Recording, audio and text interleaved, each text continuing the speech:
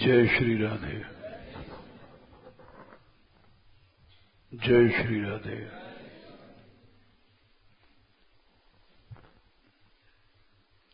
भगवान में जब रुचि उत्पन्न हो जाती है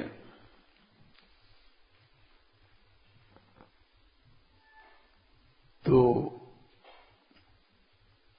भगवत प्राप्ति का द्वार खुल जाता है। जीव कहीं भी किसी योनि में है,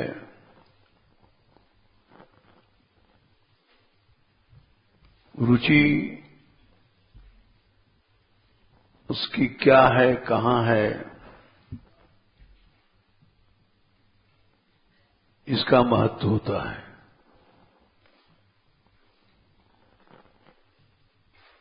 ये बात कई जगह कही गई है।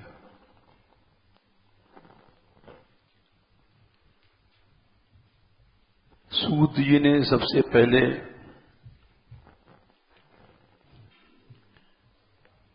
जब अद्वैय ज्ञान तत्व का उपदेश दिया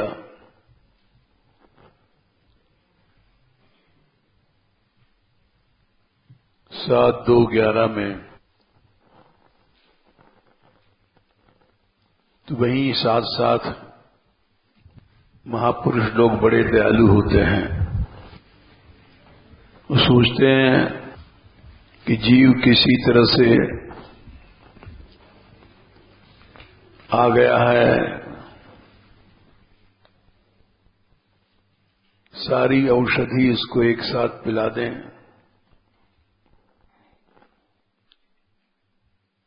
भवसागर खत्म हो जाए। क्योंकि उनका स्वभाव भी वाश्रा का तरह होता है। जैसा भगवान का स्वभाव होता है, तुम तुम्हार सेवक असुरारी, हेतु रहित जुग जुग उपकारी।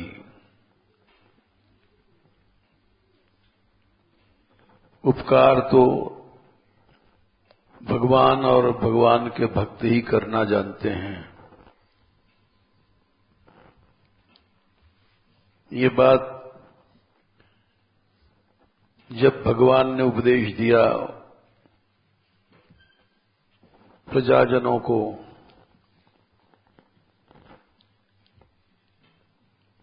उनको क्या जरूरत थी उपदेश देने की।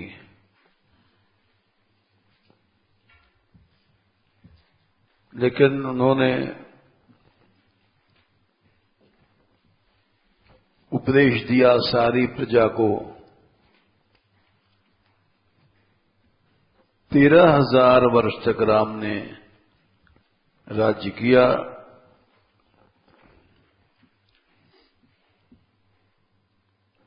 और उसमें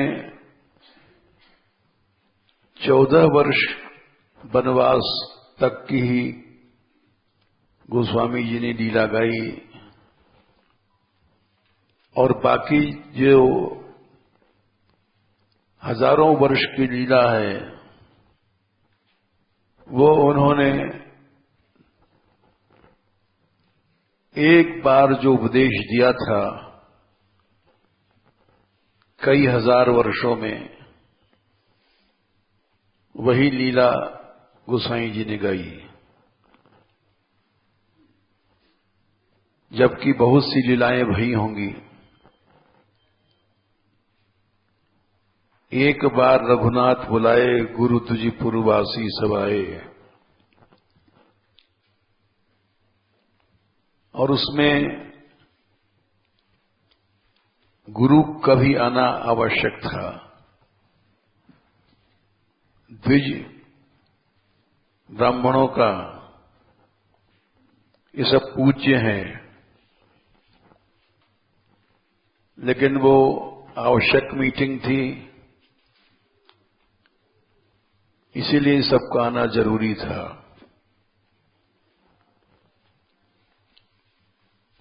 इसीलिए उस घटना को गोसाई जी ने वर्णन किया फिर दोबारा कहा है कि सब लोग बैठ के सुनो। बैठे गुरु मुनि अरु द्विज सज्जन।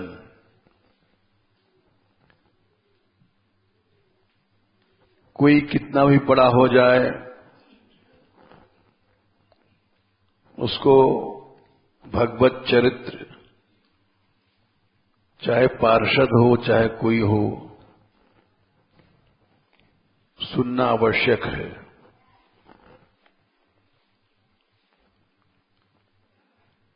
और भगवान ने भी कहा, सुनऊ सकल पुरजन मम बानी।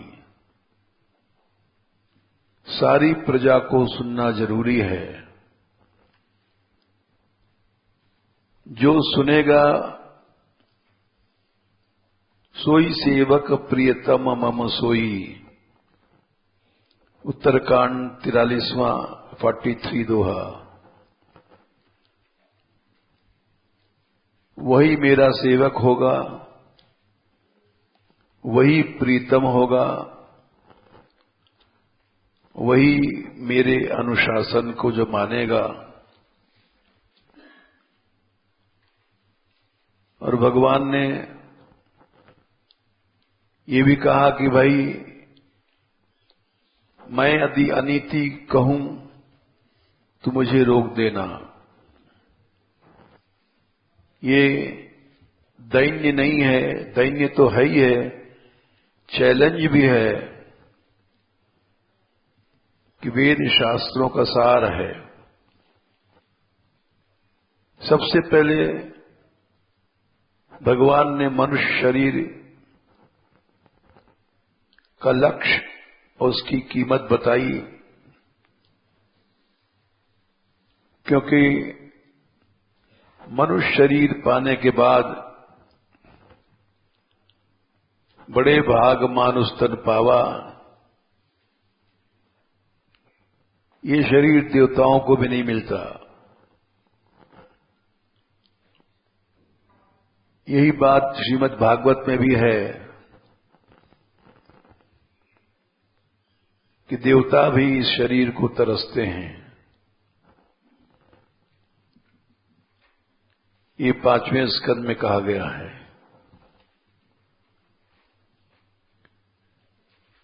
ओ यमीशाम किमकारी शोभनम 21। प्रसन्न येषाम स्विदित स्वयं हरि। यैर्जन्म लब्धम नृषु भारताजिरे।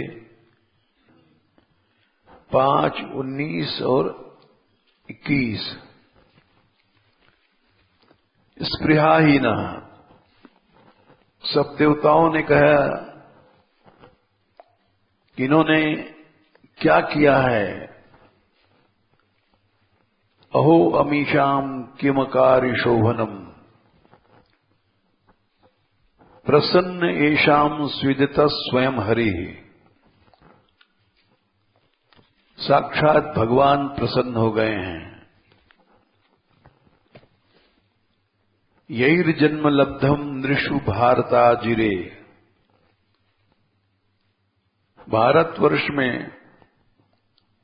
मनुष्य बन गए हम लोग। मुकुंद सेवई पयुकम स्पृहाहीन। भगवान की सेवा मिल सकती है। औपैकम माने उपाय जहां है आसान भगवान से मिलने का। स्पृहाहीन, जिसकी हम लोग स्पृहा करते हैं, देवता लोग चाहते हैं, तो उसी को भगवान ने कहा है, सुर दुर्लभ सदग्रंथन गावा। वेदों में, पुराणों में, सब जगह ये गाया गया है कि देवता भी इसको तरसते हैं। क्योंकि साधन धाम मोक्ष कर द्वारा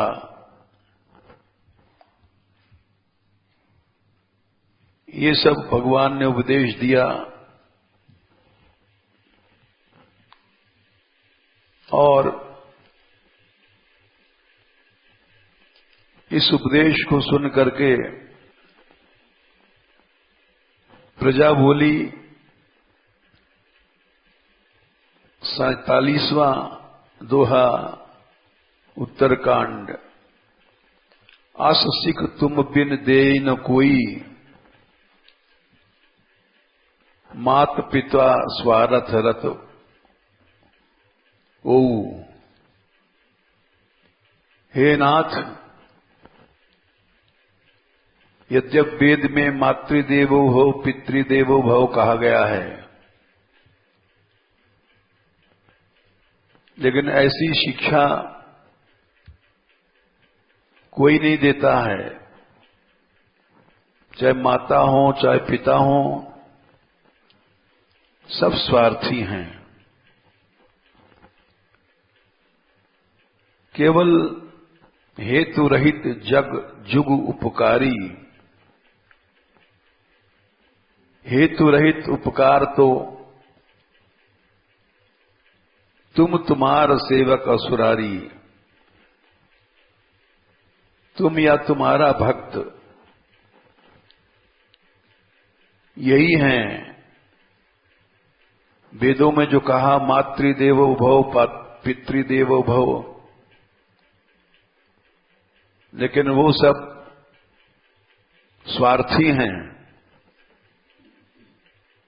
स्वार्थ लाग करहीं सब प्रीति, सुर नर मुनि सबही की रीति। चाहे वो देव हैं, मातृदेवो भव पितृदेवो भव, लेकिन स्वार्थी देवों में हैं। इसलिए आपका भक्त और आप वही ग्राह्य हैं। एक एक शब्द बड़ा कीमती है। अससिक तुम बिन देई न को, मात पिता स्वारथ रत ओ।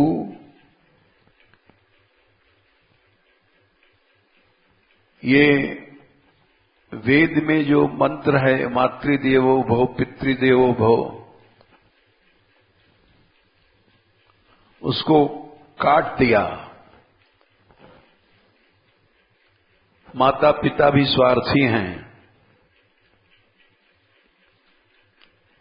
इन्हें ग्राह्य नहीं है।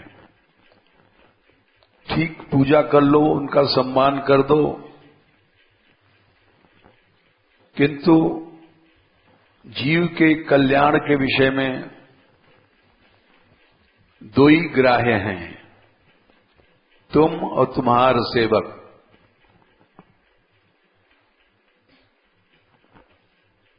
अर्थात जैसा तुम्हारा स्वभाव है वैसे तुम्हारे सेवक को होता है। स्वार्थ मीत सकल जग माही, माता पिता को भी ले लिया। ये सब स्वार्थी मित्रों में हैं। सपने प्रभु परमारथ नाही, सपने में भी परमार्थ की प्राप्ति नहीं हो सकती है।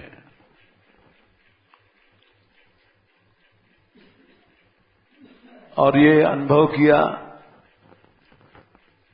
बहुत से अच्छे अच्छे साधक थे, बहुत अच्छे, किंतु वो मातृभक्ति पितृभक्ति में ऐसे फंसे कि गृहस्थ बने और गृहस्थ भी नरक बन गया। सपने प्रभु परमारथ नहीं, इसलिए यहां कह दिया मात पिता स्वारथ रत ओ। एक एक शब्द जो लिखे हैं बड़े ही सच्चे हैं, अनुभव में आते हैं। उन लोगों ने मातृदेवो भव पितृदेवो भव माना, लेकिन आज सपने हो प्रभु परमारथ नहीं पर पहुंच गए।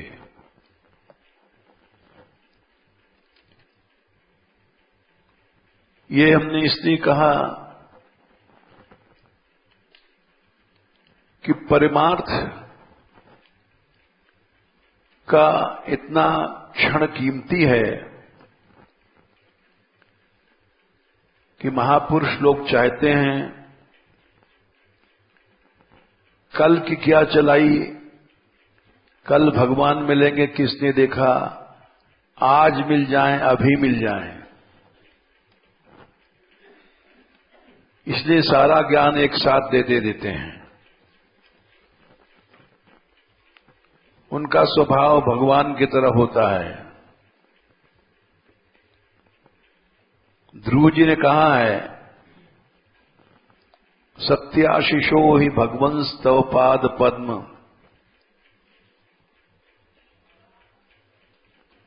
चार 9:17। सत्याशिषो ही भगवंस तव पाद पद्म, आशीष तथानुभजतः पुरुषार्थ मूर्ते, अप्येवमर्य भगवान परिपाति दीनान, वाश्रेव वस्सकम अनुग्रह कातरोस्मान। सच्ची कामना क्या है? आपके चरण कमल का भजन। सत्याशिषो ही भगवंस तव पाद पद्म, आशीष तथानुभजतः पुरुषार्थ मूर्ते। समस्त पुरुषार्थों के मूर्तिमान स्वरूप आप हैं। अप्येम पर्य भगवान परिपाति दीनान। बोले क्यों? आप ही दीनों का पालन करते हैं, वाश्रा गैया की तरह। संसार में जितने भी जीव हैं, केवल तुरत की ब्याई गाय ही बछड़े के मलों को जीभ से चाटती है, साफ कर देती है। संसार में कोई भी दूसरा जीव ऐसा नहीं है जो इतना वात्सल्य रखे। एक बार गैया की दयालुता पर अकबर ने संदेह किया था कि बदरिया भी बहुत प्यार करते ही बच्चे को। बीरबल से उसने कहा था, मरे भये बछड़े कुरके, मरे भये बंदर को भी बच्चे को नहीं छोड़ती है, लिपटाए रखती है। तो बीरबल ने धूप में, जलती धूप में बंदरिया को और उसके बच्चे को छोड़ा। तो बंदरिया अपने पांव के बचाने के लिए बच्चे को नीचे कर दिया और स्वयं ऊपर, और गैया और बछड़े को छोड़ा। तो गाय ने उसमें बछड़े को ऊपर ले लिया। इससे पता पड़ गया कि जो दया गांव में है वो बंदरिया में नहीं है। ये घटना गीता प्रेस ने अक्टूबर अंक में निकाला है कि संसार का कोई भी जीव इतना वात्सल्य नहीं रखता है जितना वाश्रा, अलव्यायी गाय। इसलिए भागवत में भगवान को वाश्रा कहा गया है। वाश्रय वत्सक मनुग्रह कातरोस्मान। भगवान इतने दयालु हैं और उनके भक्त, और संसार में न मां न बाप ये सब नहीं हो सकते हैं। इसीलिए ये बात कही गई उत्तरकांड में कि केवल तुम तुम्हार सेवक यही उपकार कर सकते हैं। बाकी जो वेदों में लिखा है मातृदेवो भव पितृदेवो भव,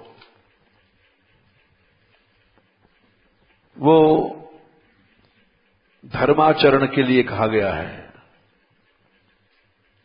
भक्ति के आचरण की दृष्टि से नहीं कहा गया। तो भगवान के भक्त और भगवान सोचते हैं कि कल अगर इस जीव का कल्याण हो तो कल किसने देखा, आज ही हो जाए। इसलिए सभी प्रजा बोली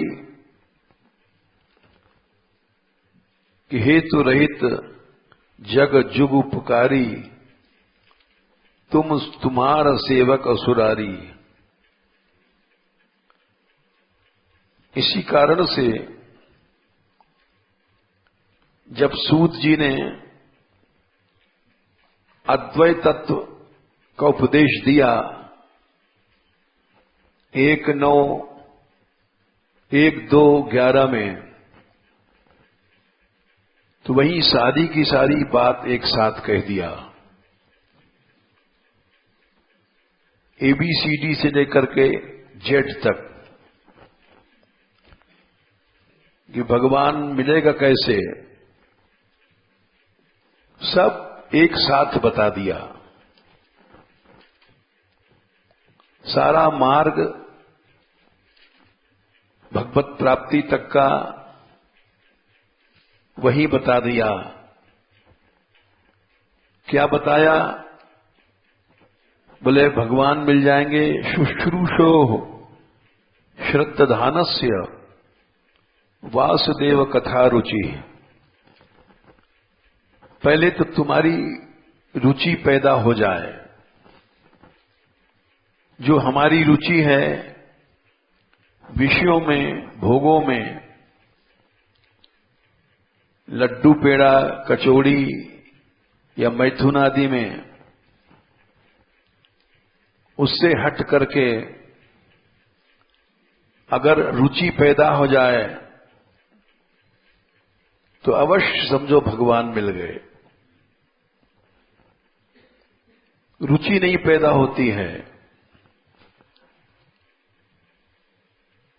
रुचि भटका देती है, भोगों में लगा देती है। भोग से मतलब केवल मैथुन नहीं है, जैसे हम लोग लड्डू पेड़ा कचौड़ी के लिए भागते हैं, ये सब अपना भजन छोड़ करके और जहां सुन लेते हैं बढ़िया माल, तो माला फाला रख करके वहीं चले जाते हैं। क्योंकि रुचि नचाती है। रुचि अगर सही रुचि आ जाए तो मनुष्य एक क्षण को भी रुचि का अभी हम लक्षण देंगे। निष्ठा के बाद रुचि होती है। आदौ श्रद्धा तथा साधु संगो थ भजन क्रिया ततो अनर्थ निवृत्ति। निष्ठा फिर रुचि, ये 6वीं सीढ़ी है। निष्ठा 5वीं सीढ़ी है। अनर्थ निवृत्ति चौथी सीढ़ी है। साधु संग ये तीसरी सीढ़ी है। पहली सीढ़ी श्रद्धा, दूसरी सीढ़ी भक्त संग, तीसरी सीढ़ी भजन क्रिया, चौथी सीढ़ी है अनर्थ। माया के विकार हट जाएंगे, काम क्रोध मोह लोभ चले जाएंगे, फिर उर्वशी भी हमको मोहित नहीं कर पाएगी, निष्ठा पर पहुंच जाएंगे। ये पांचवी सीढ़ी निष्ठा है। निष्ठा जब हो जाती है, जब छठवीं सीढ़ी रुचि सामने आ जाती है, रुचि पैदा हो गई तो रास्ता साफ है, आसक्ति हो जाएगी, सातवीं सीढ़ी। फिर आठवीं भाव, नौवीं सीढ़ी प्रेम और भगवान की प्राप्ति। रुचि नहीं पैदा होती है, यही एक समस्या है। देखा जाता है भगवत गुणगान हो रहे हैं और बिना रुचि के आदमी सामने बैठा कुछ नहीं सुन रहा है, रुचि नहीं है। रुचि कैसे पैदा होवे, ये क्रम इन्होंने बता दिया सूत जी ने। सबसे पहले अद्वैत ज्ञान तत्व का लक्ष्य बताया और बोले भाई जब रुचि पैदा हो जाएगी तो वो गिर नहीं सकता, क्योंकि निष्ठा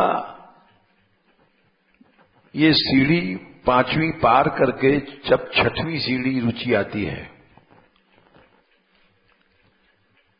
निष्ठा पर ही मनुष्य गिरता नहीं है। न गिरने के स्थिति का नाम है निष्ठा। निष्ठा उसको कहते हैं 11वें स्कंद में दूसरे अध्याय में आखिर में आता है, त्रिभुवन विभव हेतेवे भी 53। निष्ठा क्या चीज है, इसको समझो और अपने आप को नापो। त्रिभुवन तीनों लोक की संपत्ति रख दी जाए सामने और भक्त उधर देखे भी नहीं, थूके भी नहीं, थूकने में भी टाइम लगता है, लव मात्र के लिए भी उसका मन उधर नहीं जाए। त्रिभुवन विभव हेतवेप्यकुंठ स्मृति अजितात्म सुरादिभिर्विग्रयात् लव निमिषे निमिषार्थम। ये एक क्षण का 9वां हिस्सा है। 3 लव बराबर 1 निमेष, 3 निमेष बराबर 1 क्षण। 1/9 हिस्सा भी मन उधर नहीं जाएगा, यानी थूकने में भी टाइम लगता है। देखना तो क्या, थूकेगा भी नहीं, उसको निष्ठा कहते हैं। त्रिभुवन विभव हेतवेप्य कुंठ स्मृति, स्मृति में भी नहीं आएगा कि सामने हीरा पड़ा है कि सोना पड़ा है। अजितात् सुरादिभिर विमृग्यात्। भगवान के चरण देवता भी नहीं पा सकते, क्योंकि वहां भोग है। अजितात्म सुरा, सुर मने देवता। स्वर्ग में देवता लोग भी निष्ठा को नहीं प्राप्त कर सकते, क्योंकि वहां इतना भोग है, शरीर में शक्ति है, अमृत पियो, अजर, बुढ़ापा, कमजोरी नहीं आएगी, सदा भोग शक्ति बनी रहेगी। भोग शक्ति है और भोग के पदार्थ सामने अप्सराएं हैं, वे कभी भी भगवान में मन नहीं लगता है। इसलिए अजितात्म सुरादिभिर विमृग्यात्,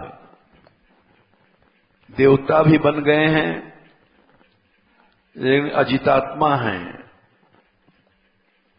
इसलिए ढूंढा करते हैं। न चलति भगवत पदारविंदात लव निमेशार्धम अपि हस वैष्णवाग्रह, उसको वैष्णव भक्त माना गया। ये निष्ठा का उदाहरण है।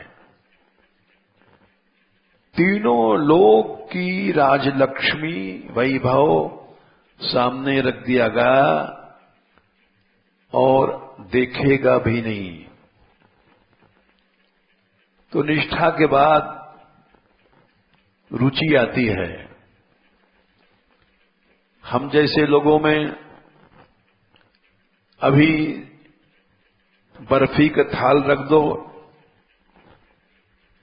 तो सोचेंगे जल्दी कथा खत्म करें और हाथ मारें, क्योंकि रुचि भोज्य पदार्थों में है। और निष्ठा के बाद शुद्ध रुचि का आविर्भाव होता है। तीनों लोगों की भोग संपत्ति रख दो, उधर नहीं देखेगा। तो ऐसी दुर्लभ चीज जो देवताओं को भी नहीं मिली है, वो कैसे मिले? जो देवताओं को नहीं मिली है वो तुमको मिल जाएगी। सूत जी ने एक साथ सारा का सारा ज्ञान दे दिया। बोले शुश्रूषो श्रद्धानस्य, जाओ सुनो, श्रद्धा से सुनो। कहां जाओ? 1, 2, 16 पुण्य तीर्थ माने भगवत धामों में, जैसे वृंदावन, गोवर्धन, बरसाना, ये सब भगवत धाम पुण्य तीर्थ हैं। वहां जाओ, क्यों वहां पर ही महात्मा लोग रहते हैं।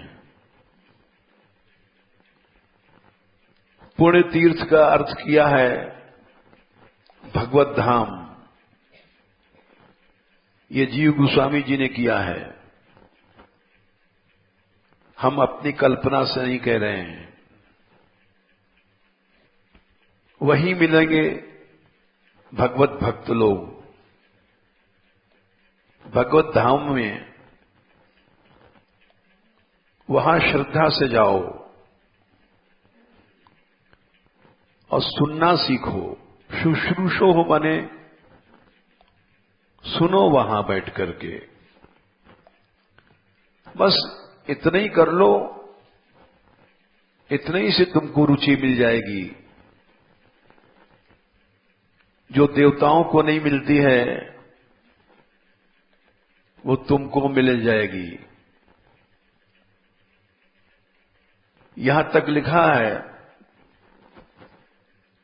कि भगवत धाम में इतनी शक्ति है कि तुम अगर किसी भी काम से गए हो तो वहां ऐसे संतों के दर्शन होंगे जहां कृष्ण कथा होती है और तुम्हारे कानों में अवश्य पड़ेगी। इतने से ही तुम्हारा कल्याण हो जाएगा। इसी बात को 17वें श्लोक में कहते हैं, शृण्वताम स्वकथाम कृष्णः पुण्य श्रवण कीर्तन। भगवान कृष्ण का नाम है पुण्य श्रवण कीर्तन। जिनका सुनना, कथा सुनना या कीर्तन सुनना पुण्य है, वे स्वयं तुम्हारे हृदय में आ जाएंगे और जो अभद्र रह गए हैं, अनर्थ रह गए हैं, उनको स्वयं झाड़ू लगा करके साफ करेंगे। भगवान इतने कृपामय हैं। हृदयंतस्थो यभद्राणि विधुनोति सुहृद सताम। तुम सुनो और सुनने के बाद तुम्हारे अभद्र अनर्थ रह गए हैं जो बार बार गिराते हैं और निष्ठा नहीं प्राप्त करने देते, तो भगवान इतने दयालु हैं कि स्वयं तुम्हारे हृदय में घुसेंगे। हृदयंतस्थ, और भीतर जाकर के अभद्रों को, अनर्थों को धुन दे देंगे, नष्ट कर देंगे। और जो देवताओं को नहीं मिला है, अजितात्म सुरादिभिर विमृज्ञात, आज तक खोज रहे हैं, निष्ठा नहीं मिली, रुचि नहीं मिली भोगों के कारण, क्योंकि अजितात्मा हैं, वो सब भगवान तुमको दे देंगे। केवल तुम धाम में चले जाओ। इसी बात को रसकों ने लिखा है,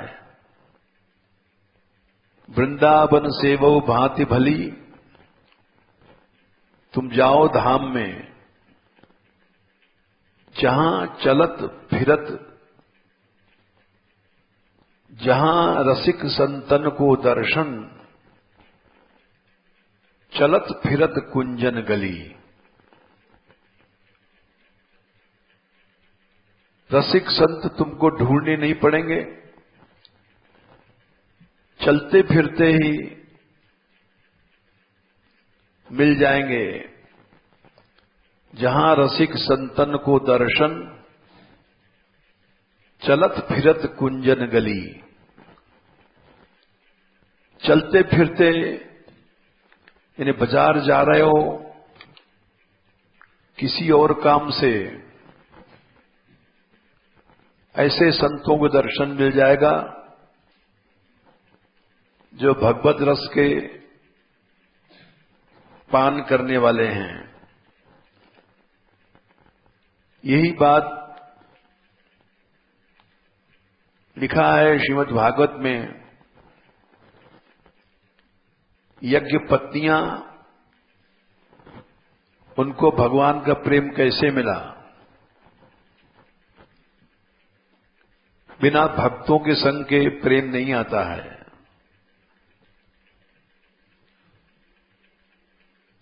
तो वहां उत्तर दिया है, यज्ञ पत्नियां कृष्ण कथा सुनती थी। कैसे सुनती थी, ये तो हो ही नहीं सकता है। कंस के राज्य में कृष्ण कथा नहीं हो सकती थी। यज्ञ पत्नियां तो पर्दे में रहती थी, उनको कृष्ण कथा कैसे मिली? क्योंकि श्लोक आता है, उन्होंने सुन रखा था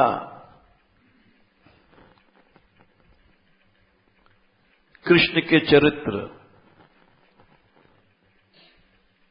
दशम स्कंद में 23वें अध्याय में ये चरित्र आता है।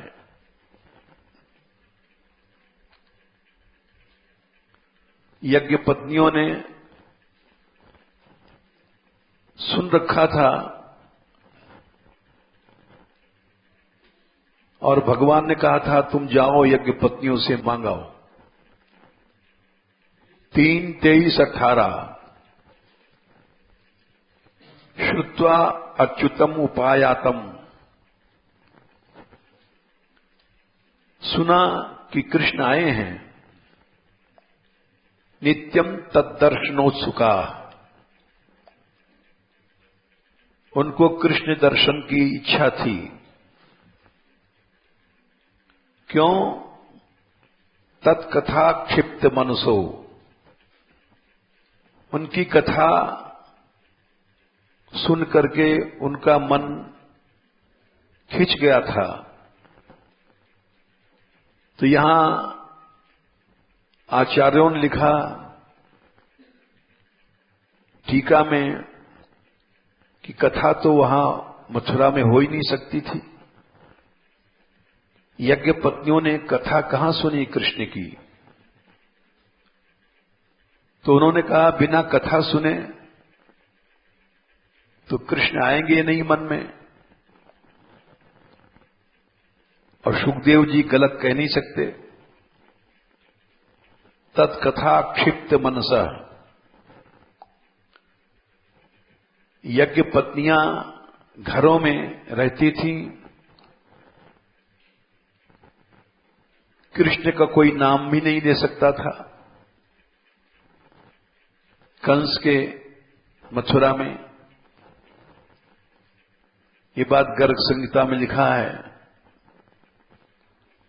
दूत गया है जब राजा विमल का, तो उसने पूछा है कि कृष्ण के बारे में कुछ बताओ। तो मथुरा वाले बोले कृष्ण का नाम मत लो, नहीं अभी कंस के सैनिक पकड़ करके मार डालेंगे। तो ये कैसे? बोले सुखदेव जी गलत तो नहीं कह सकते। तत्कथा क्षिप्त मनसः, यज्ञ पत्नियों ने कृष्ण की कथा सुनी थी, तब उनका मन लगा था, उत्सुक हो गई थी कि उस कृष्ण को देखेंगे। तो वहां लिखते हैं जो साग बेचने वाली, फल बेचने वाली वृंदावन से बहुत फल बहुत साग तोड़ तोड़ के ले जाती थी, खोंचे वाली कह लो या फेरी वाली कह लो, अब भी घूमते हैं, साग ले लोरी साग, आलू टमाटर गोभी। तो घरों से निकल करके लोग लेते हैं और उसके बदले कोई नाच देता है, कोई पैसा देता है। आज भी प्रथा चल ही रही है। स्त्रियां खरीदने कैसे जाएंगी? बड़े बड़े बाजारों में तो फेरी वाले आते हैं, घरों में से निकल करके जिसको जो लेना है, आलू, बैंगन, टमाटर, गोभी, वो सब ले लेती हैं। वैसे ही वृंदावन की मालिनियां फूल फल बेचने के लिए जाती थी मथुरा में, और चिल्लाती थी, कोई फल ले लो, फूल ले लो। तो वो बुलाती थी उनको, और वो बैठ करके वहां कहती थी, आज वृंदावन में काली नाग को कृष्ण ने ना था। उसको सुनती थी। आज वृंदावन में दावानल दाव अग्नि आई और कृष्ण ने उसको पी लिया। रोज सुनाती थी, आज वृंदावन में गोपियों का चीर हरण किया। आज ऐसी बंशी बजी के वृंदावन बंसी बाजे, बंसी की टेर सुनी बरसाने, उठ उठ राधे भाजे। ऐसी बंशी बजी कि सब गोपियां दौड़ी। ये सब सुन सुन करके उनको कृष्ण में उत्कंठा भई और कथा क्षिप्त मनस 10, 23, 18 सुना कि कृष्ण आए हैं। श्रुत्वाच्युतमुपायातम नित्यम तद्दर्शनोत्सुका। दर्शन की उत्कंठा जाग गई थी। क्यों जागी थी? कथा क्षिप्त मनसः। वही बात यहां सूत जी कह रहे हैं। तुम किसी भाव से वृंदावन में जाओ,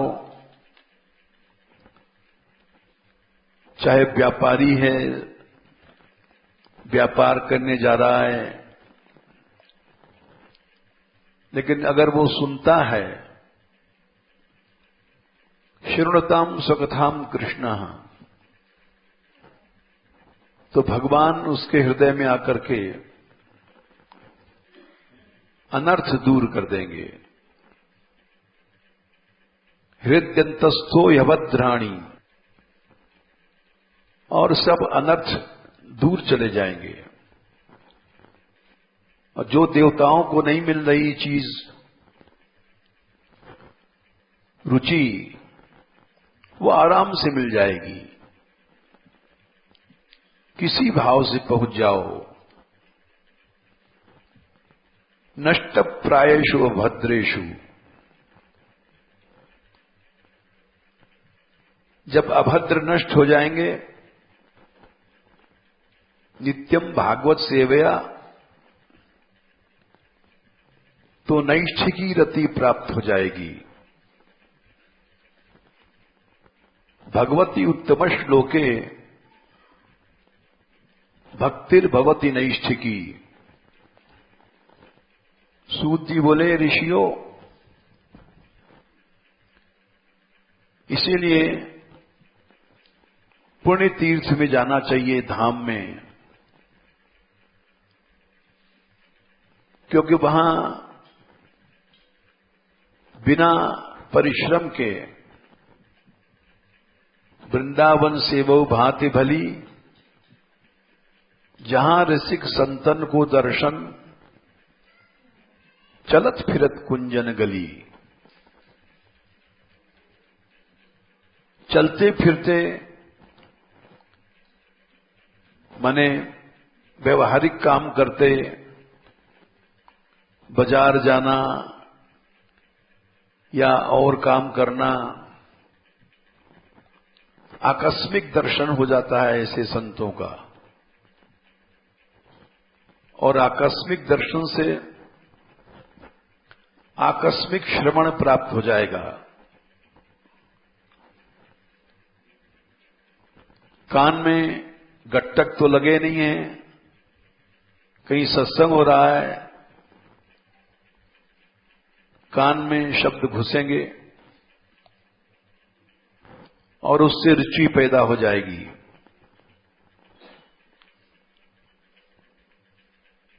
रुचि पैदा हो गई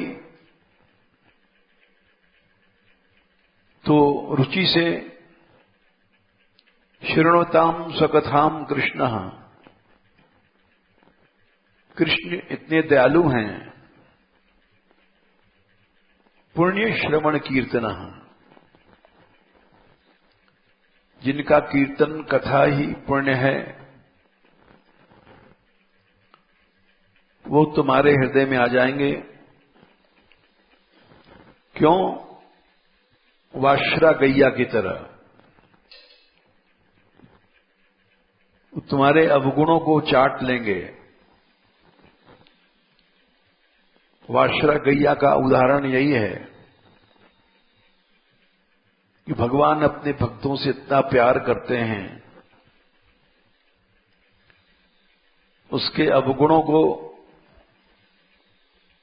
चाट करके दूर कर देंगे। हृदयंतस्थो यभद्राणी विधुनोति सुहृद सताम। संतों के सुहृद हैं, सब कुछ हैं। भक्तों के लिए वे नौकर बन जाते हैं। राजन पतिर गुरुरलम भवताम यदूनाम, दैवम प्रिय कुलपतिर क्वच किंकरो वह। अस्त्वेव मंग भगवान भजताम मुक्तु मुकुंदो, मुक्तिम ददाति करश्चित् स्मरण भक्ति योगम। क्वच किंकर, दास बन जाते हैं और सामने आ जाते हैं। सबा अयम ब्रह्म, ये श्लोक सुनाया हमने 5वें स्कंद का। कई जगह लिखा है भगवान दास बन जाते हैं। 5, 6, 8 और यही बात कही गई है 7वें स्कंद में भी। भगवान की दयालुता का वर्णन 7, 15, 76 वहां भी 2 जगह कहा गया है। 7, 15, 76 के अलावा 7, 15, 7, 10, 49 ठीक है। सवा अयम ब्रह्म महद विमृग्यम कैवल्य निर्माण सुखानुभूति। भगवान प्रिय सुहृद वह खलु मातुलेय, आत्मारहणीयो विधिकृत गुरुश्च। भगवान भक्तों के प्यारे हैं, सुहृद हितैषी हैं, रिश्तेदार हैं। मातुले माने मामा के छोरा हैं। आत्मा हैं, अर्हणीय पूज्य हैं। विधिकृत माने नौकर हैं और गुरु भी हैं। भगवान की दयालुता का ये उदाहरण है। भगवान सब कुछ बन जाते हैं, संबंधी, गुरु, नौकर। त्रिलोचन भगत के यहां भक्तमाल जिन्होंने पढ़ा है, भगवान नौकरी किया अंतर्यामी नाम रख करके, और इसी तरह से विद्यापति के यहां, इसी तरह से सीमा जी के यहां, अनेक भक्तों के यहां भगवान ने कैंकर नौकरी किया है। तो अगर ये रास्ता उन्होंने बताया सूत जी ने, जाओ पुण्य धामों में जाओ, भगवत धाम में पुण्य तीर्थ निषेवणात्, केवल वहां जाओ और वहां जाने से ही तुम्हें रुचि पैदा हो जाएगी। एक हमारे सामने की घटना है, करीब 55 साल पुरानी होगी। एक व्यक्ति आगरा का पैसा वाला था, वो हमारे बाबा के पास आया और उसने कहा हम धाम में निवास चाहते हैं। मैं वहां बैठा था, वो कोई सेठ थे पैसे वाले, तो बोले हमसे क्यों कहते हो? बोले आपकी कृपा हो जाए तो धाम मिल सकता है। बाबा बोले तो मत जाओ, हम तुमको निकाल तो नहीं रहे हैं, तुम क्यों जाते हो? बोले महाराज हमारा वहां प्रॉपर्टी है, संपत्ति है, जीविका है। क्या है? उन्होंने उस जमाने में कहा था 70 या 80 लाख का कोई मकान था या कुछ था, तो उन्होंने उसको बेच दो और यहां ले लो। तो बोले 70 लाख की चीज हम अपनी आप बेचने जाएंगे तो कम दाम मिलेगा। बाबा बोले कितना कम मिलेगा? महाराज बहुत कम पड़ेगा, 10 लाख 20 लाख। बोले हां। तो बोले फिर तुमको धाम नहीं मिलेगा, तुम 20 लाख का नुकसान नहीं सह सकते हो। लोगों ने राजपाट छोड़ दिया, रूप सनातन जी का जीवन पढ़ो, मीराबाई का जीवन पढ़ो, चित्तौड़ की महारानी थी, रूप सनातन एक तरह से राजा थे। तुमको धाम नहीं मिलेगा। ये हमारे सामने घटना है। तो इसलिए किसी भाव से मनुष्य पुण्य तीर्थों में जाए, बाकी सब चीजें अपने आप मिल जाएंगी, निष्ठा, रुचि सब।